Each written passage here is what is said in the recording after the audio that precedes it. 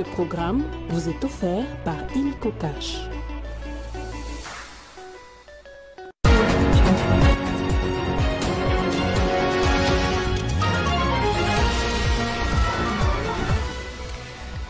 Pâques 2025, une célébration dans un contexte de crise sécuritaire qui frappe l'Est de la République démocratique du Congo. Les religieux congolais ont saisi cette opportunité pour lancer un appel à la paix et à la cohésion sociale.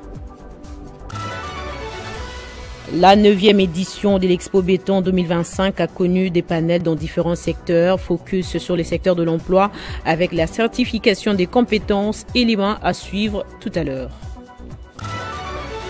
Les déplacés de guerre d'agression imposés par le Rwanda sont nombreux à Kinshasa. L'élu de Goma, Patrick Munyomo, a mis à leur disposition la somme des 100 000 $ américains. Détail dans ce journal. Bonsoir à tous et merci de nous suivre sur Télé 50. C'est un dimanche pas comme les autres pour des millions de chrétiens à travers le monde. La fête des Pâques, symbole de la résurrection du Christ, a été célébrée avec ferveur de Rome à Kinshasa, en passant par Jérusalem, Paris, New York. Une journée de joie et de recueillement marquée par des messes spéciales, des prières et des gestes symboliques forts. Au Vatican, le souverain pontife en convalescence est apparu au balcon de la basilique Saint-Pierre pour la bénédiction Urbi et Orbi. Partout dans le monde, Pâques a été célébré avec une grande solennité. À Jérusalem, des pèlerins du monde entier ont afflué au Saint-Sépulcre pour vivre ces moments au plus près des lieux saints. À Paris, les cloches de Notre-Dame, toujours en rénovation, ont laissé place aux prières dans les autres cathédrales de la capitale. À New York, les églises ont fait les pleins, pendant qu'à Sao Paulo, les grandes processions ont rassemblé des fidèles. À Rome, le pape François a surpris les fidèles en apparaissant au balcon de la basilique Saint-Pierre pour souhaiter une joyeuse Pâques aux milliers de catholiques rassemblés sur place. À Kinshasa, les églises ont vibré au rythme de chants et des prières. Qu'elles soient pentecôtistes, catholiques ou protestantes, toutes ont célébré avec ferveur la résurrection de Jésus-Christ. La journée a été marquée par des cultes particuliers où de nombreux fidèles ont pris part à la cérémonie de la Sainte Seine, un moment fort où le pain est rompu et les vins partagés en mémoire du sacrifice de Jésus-Christ pour le chrétien. Entre recueillement et allégresse, cette fête reste un pilier de la foi chrétienne. Elle rappelle aux croyants chaque année la victoire de la vie sur la mort, de l'espérance sur les désespoirs. Et en ces dimanches de Pâques, les chrétiens du monde entier, malgré les contextes différents, ont communié dans un même élan spirituel et un même message de paix. Et à l'Église catholique d'appeler à l'adhésion massive à l'initiative des paix initiée par la SENCO et l'ECC face à la situation sécuritaire qui prévaut dans l'Est de la RDC. Message lu par le secrétaire général de la SENCO en ce dimanche de Pâques. Rassure que tout finira bien pour ceux qui vivent et meurent dans le Seigneur. Il est l'espérance qui ne déçoit pas. Romains 5:5. Si nous nous laissons saisir par sa main, la victoire de la paix sur la guerre sera certaine. Baptisés dans le Christ, la Pâque nous engage aussi à enlever nos cœurs de pierre qui nous maintiennent dans la haine et la peur du voisin et à œuvrer pour le règne de la paix. C'est dans cette perspective que nos pères spirituels de la SENCO et de l'ECC nous propose la clé ou le levier du pacte social pour ouvrir et rouler la pierre tombale de la guerre cyclique et accéder à la paix, au bien vivre ensemble. Écoutez-le, engageons-nous avec eux. Prions pour que les grâces pascales touchent les cœurs de nos dirigeants, de nos gouvernants et de nos frères qui ont pris les armes pour que ne constitue pas la pierre tombale qui enferme la RDC dans la haine et dans la violence, qu'ils saisissent plutôt la main du Christ ressuscité pour permettre au peuple congolais d'accéder à la voie de la paix et du bien vivre ensemble. Le même message a été relayé par les présidents des confessions religieuses en RDC qui a organisé un culte d'action des grâces à l'occasion de la célébration de Pâques. Les chrétiens du monde, comme ceux de la RDC, ont célébré la fête de la Pâques. Ce dimanche à Kinshasa, cette tradition a été aussi respectée à l'église pentecôtiste des sécouristes dirigée par l'archevêque Ejibaya Mapia, président de confession religieuse en RDC. Les fidèles, vêtus en blanc, signe de la gloire et de la victoire, ont célébré Christ les ressuscité. Dans son message, Évariste Ejibaya Mapia, président de la CIME, a souligné que la Pâque, c'est aussi la réconciliation et la paix. Et à cette occasion, il a appelé les Congolais, les acteurs politiques et les leaders religieux à prôner la paix en cette période qui traverse les pays. Les Congolais, Dieu est avec nous. Ce pays a une destinée prophétique. Ce jour que nous commémorons la résurrection de Christ, nous disons aussi que la paix en République démocratique du Congo est ressuscitée, l'espoir est ressuscité, donc nous avons des raisons d'espérer, de croire que toutes nos prières sont exaucées, les différentes résolutions de la communauté internationale seront effectivement appliquées en notre faveur. Le président de la plateforme des chefs des confessions religieuses a aussi invité tous les croyants à prier pour la RDC et chercher la paix, surtout en cette période où les pays étaient agressés dans sa partie est par les armées étrangères. Je le disais au sommaire, présenter les opportunités des développements des secteurs clés, des mines, des infrastructures, de l'énergie, de l'habitat, du commerce et de la logistique, de l'emploi, de l'agro-industrie et Expo Béton a connu de panels dans différents secteurs. Les cas ici avec la certification des compétences dans les secteurs de l'emploi, un échange plus qu'intéressant pour les panélistes. L'Institut national de préparation professionnelle au Katanga, avec son stand imposant à Expo Béton, a été visité par le ministre national de l'Emploi et Travail, Ephraim Akwakwa. Il y a été conduit par le représentant du directeur général, le directeur technique Lonjan Lutete, à ses côtés, le directeur provincial Joël Mokomba. Un autre temps fort de la journée était le panel qu'a animé le directeur provincial Joël Mokomba, lequel a porté sur l'adéquation des ressources humaines aux enjeux des investissements industriels et des travaux publics. Nous avons présenté une communication pour le compte du directeur général Godefroy Stanislas Chimangawa Mutuabo, qui a voulu que nous puissions parler de la question de l'employabilité ainsi que de la certification au niveau de la formation professionnelle, de la certification des compétences. Et donc nous avons profité pour parler brièvement de l'INPP, de ce que fait l'INPP, mais aussi comment l'INPP accompagne les entreprises dans le développement des compétences. Des travaux salués par le directeur technique Lonjan Lutete. Les impressions sont bonnes et l'organisation est également très bonne. Je crois que nous n'avons qu'à féliciter la direction provinciale qui s'est mise à l'œuvre pour pouvoir y participer et avec notre partenaire PAFEC également. L'INPP a déjà commencé à penser à la certification et au renforcement des capacités des formateurs. L'impact du partenariat INPP-ONUDI avec le projet PAFEC. Je veux commencer d'abord par saluer et remercier l'INPP d'avoir mis en valeur le projet PAFEC à travers cette participation conjointe dans le salon. Le projet PAFEC commence sa phase de croisière actuellement.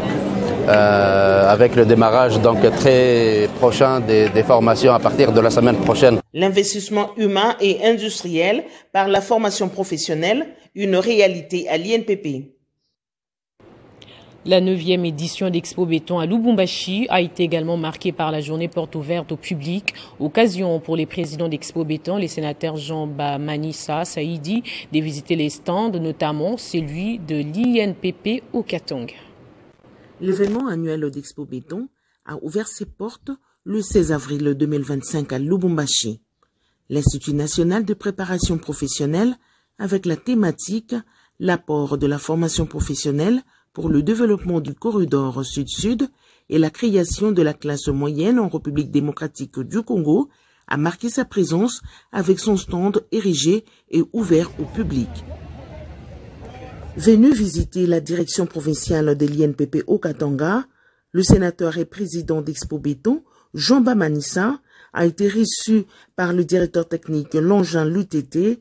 À ses côtés, le directeur provincial Joël Mokomba, et ce, pour un échange sur les opportunités des différentes formations professionnelles qu'offre l'INPP, la question sur la conformité aux standards et l'importance des métiers ont fait l'objet de cette rencontre. On voit que l'INPP est en train de s'activer, à s'équiper, non seulement ici au Katanga, mais dans toutes les autres provinces aussi.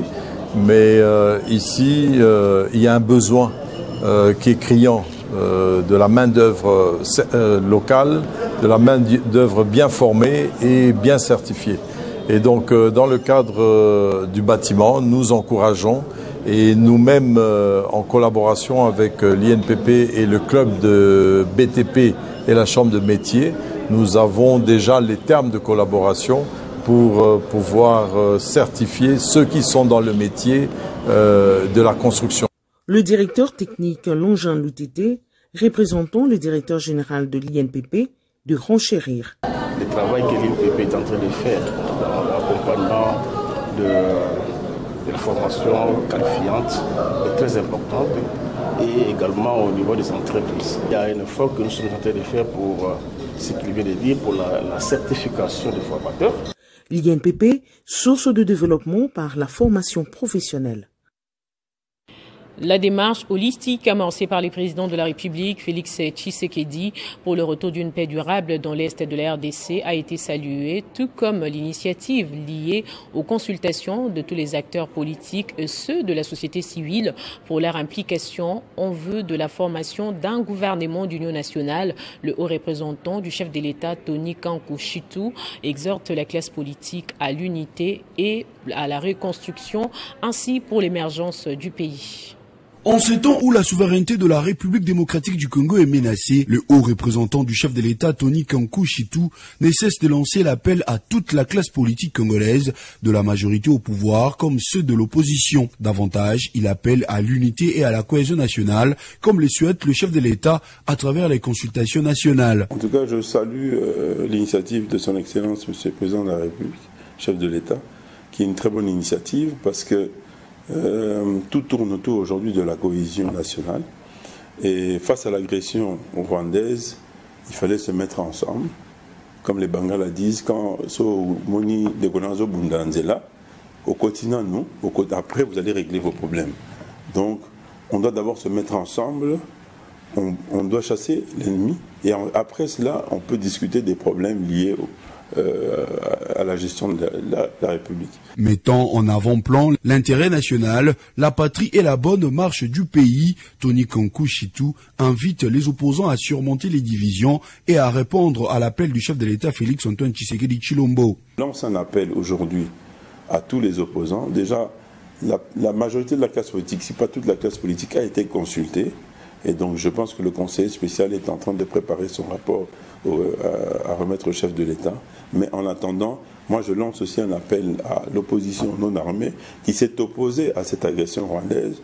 Vous avez Martin Fayulu, vous avez le docteur Mukwege, vous avez Moïse Katumbi, je ne connais pas sa position, mais on tend la main à tous les opposants afin qu'ils viennent autour du président réfléchir comment résoudre le problème des Congolais qui ne doit pas se résoudre par le sang, par la guerre. Pour rappel, les consultations nationales initiées par le chef de l'État pour la constitution d'un gouvernement d'union nationale est une solution vers la cohésion nationale, la paix, surtout dans la partie occupée par l'armée rwandaise.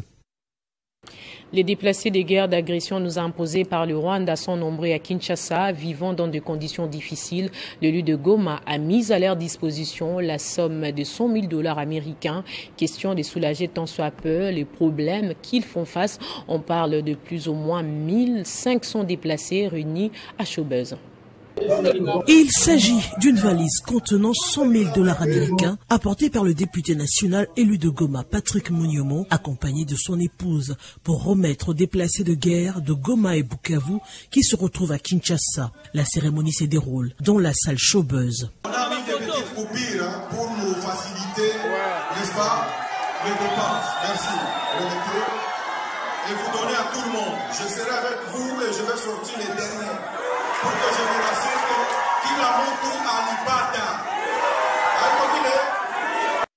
Geste de compassion et d'assistance pour ces populations qui ne savent à quel sens se vouer, comment poursuivre leur petit commerce, faire répondre les enfants le chemin de l'école durant cette période. Geste de cœur consenti de commun accord par le couple Munyomo qui a dû vendre un de ses patrimoines immobiliers pour réunir ses fonds à remettre aux bénéficiaires.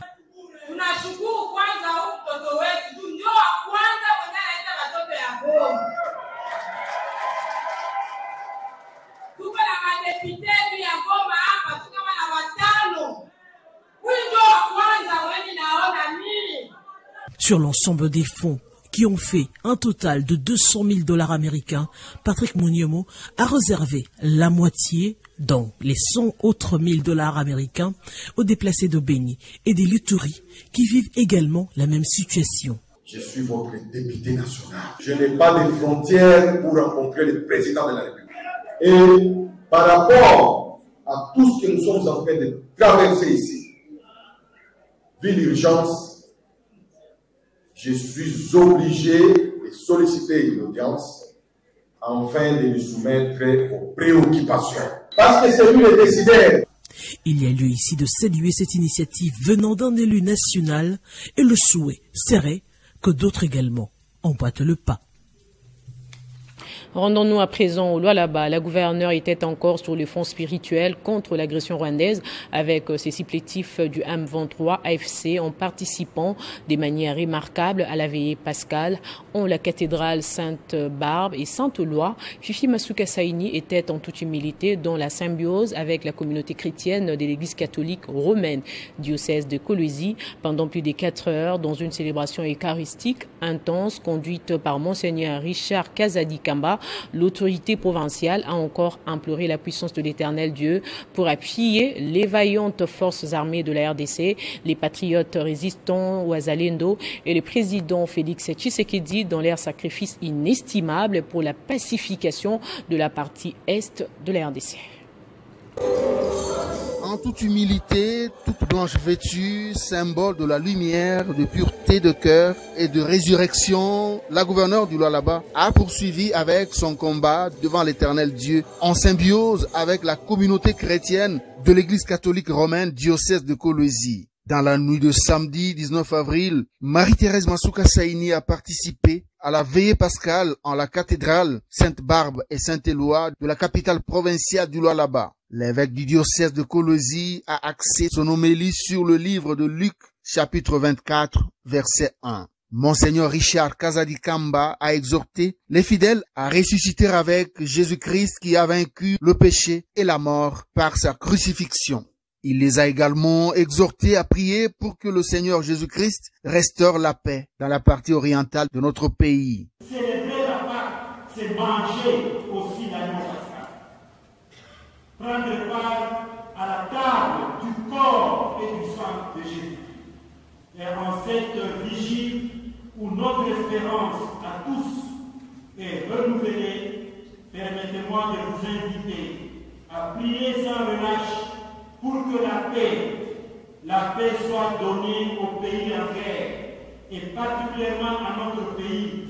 Cette invitation à la prière s'inscrit dans la tradition catholique de la communion des saints où chaque prière est une intercession pour le bien de tous. Une veillée pascale marquée encore par la liturgie baptismale et la liturgie eucharistique qui initie les enfants catholiques à la vie chrétienne. Le baptême en tant que sacrement d'initiation revêt une importance particulière, symbolisant la mort au péché et la naissance à la vie nouvelle en Christ. Les 4 heures passées par Marie-Thérèse Masuka Saini dans la cathédrale Sainte-Barbe et Sainte-Éloi en cette veillée pascale consacrent la poursuite de son combat sur le front spirituel. Un moment de sacrifice quasi permanente pour la gouverneure Marie-Thérèse Masuka Saini qui traite durement son corps depuis que le régime actuel de Kigali avec ses supplétifs du M23 AFC agresse la RDC dans sa partie est causant la mort de plusieurs milliers de nos compatriotes. La première patriote du Lualaba persévère jusqu'à ce que l'Éternel Dieu des armées donne la victoire à nos vaillantes forces armées de la RDC. À Likasi, dans la province du Haut-Katanga, le ministre de la Justice et garde-sceaux, Constant Mutamba, a effectué une descente dans la prison centrale de Boulo. Objectif, inspecter l'évolution des travaux de réhabilitation de cette maison carcérale. Constant Mutamba a accordé un délai de 3 mois à l'entreprise pour en finir avec ces travaux afin que les conditions de vie des détenus soient acceptables. Séjournant dans la province du Haut-Katanga en mission officielle, le ministère de la Justice, Constant Mutamba, a inspecté les travaux de réhabilitation de la prison centrale de Boulouo qui sont exécutés par l'entreprise SMCO dans la ville de Likasi. Prenant la parole, le garde-dessous a relevé la nécessité de réhabiliter les cellules et bâtiments de cette maison carcérale afin d'améliorer les conditions de vie des détenus. Matérialisant la vision du chef de l'État, Félix-Antoine Tshisekedi Tshilombo, notamment celle d'améliorer les conditions carcérales, Constant Mutamba s'est entretenu avec les responsables de l'entreprise SMCO et le responsable de la prison, afin de finir le travaux dans les 3 prochains mois. Mitafika tena umu jua kuinaugurer réhabilitation, rénovation, reconstruction ya nini ya prison ya Boulouo. Nasikilizana? Na mimi napenda makazi ya mai, makazi ya courant, ma peinture zote zifanywe huku kwetu Boulouo. Les détenus satisfaits de cette bonne nouvelle ont exprimé leur gratitude au chef de l'État Félix-Antoine Tshisekedi Tshilombo et au ministre de la Justice Constant Mutamba pour leur implication. La reprise du procès du parc agro-industriel des Bukangalonzo continue à susciter des réactions dans la classe politique congolaise. Après la société civile, Moïse Katumbi Chapwe, c'est le tour du sénateur Salomon Kalonda qui, comme les autres acteurs politiques, dénonce la politisation du dossier et l'acharnement contre l'ancien Premier ministre Augustin Matata Ponyo, avec comme objectif l'écarter de la scène politique congolaise. Alors que le procès de l'ancien Premier ministre Augustin Matata Ponyo dans l'affaire du parc agro-industriel de Bukangalonzo continue de faire couler beaucoup d'encre et salive, les soutiens politiques à son égard se multiplient. Le sénateur Salomon Idi Kalonda, originaire du Maniema, a exprimé son appui à celui qu'il considère comme victime d'un acharnement judiciaire. Il dit: je cite, « Je m'associe au président Moïse Katumbi dans sa condamnation du procès politique intenté contre l'honorable Matata Ponyo. » Fin des citations. A déclaré Salomon Idi Kalonda dans un message relayé sur son compte X. Le sénateur lui-même, ancien détenu dans un dossier controversé, a rappelé son engagement contre les injustices. Pour avoir moi-même été indûment victime d'un acharnement judiciaire, je ne cesserai jamais de combattre toute forme d'injustice, d'où qu'elle vienne et quelle que soit la personne concernée. Moïse Katumbi, figure majeure de l'opposition congolaise, avait lui aussi dénoncé plutôt ce qu'il considère comme une instrumentalisation de la justice à des fins politiques. Matata Ponyo, de son côté, continue d'éclamer son innocence et dénonce un harcèlement judiciaire ciblé, selon lui, les accusations portées dans le cadre du projet Bukangalonzo visent à l'écarter de la scène politique congolaise. Malgré les poursuites en cours, l'ancien chef du gouvernement peut compter sur un soutien croissant au sein de la classe politique, y compris parmi ses anciens adversaires. Un front commun semble ainsi se former autour de la défense des principes de justice et de l'indépendance judiciaire en République démocratique du Congo. Alors que la PAC devrait marquer une pause symbolique dans les combats, la trêve annoncée entre l'Ukraine et la Russie n'a pas tenu plus que quelques heures. Ce dimanche, les deux camps se sont accusés mutuellement des violations massives du cessez-le-feu, illustrant l'extrême fragilité de tout espoir des répits dans un conflit qui s'enlise depuis plus de 3 ans. Place au rappel des titres à présent. Pâques 2025, une célébration dans un contexte des crises sécuritaires qui frappent l'Est de la République démocratique du Congo. Les religieux congolais ont saisi cette opportunité pour lancer un appel à la paix et à la cohésion sociale. La 9e édition de l'Expo Béton 2025 a connu des panels dans différents secteurs, focus sur les secteurs de l'emploi avec la stratification des compétences. Vous avez suivi l'élément dans ce journal. Les déplacés des guerres d'agression imposées par le Rwanda sont nombreux à Kinshasa. Le lieu de Goma, Patrick Mouniomo, a mis à leur disposition la somme de 100 000 $ américains. Ainsi s'achève cette édition. L'actualité reste en continu sur les www.tele50.cd et sur YouTube, Banamboka Congo.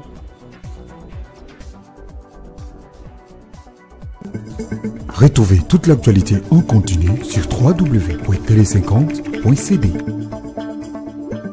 Ce programme vous a été offert par Illico Cash.